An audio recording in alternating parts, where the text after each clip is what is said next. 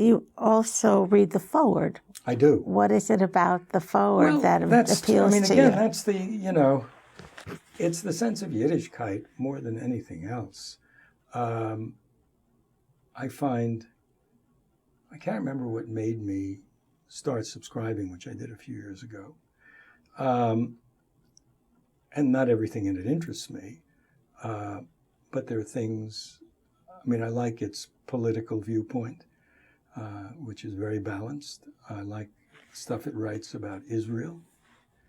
I like that sense of just having a feel for what's going on in the Jewish world.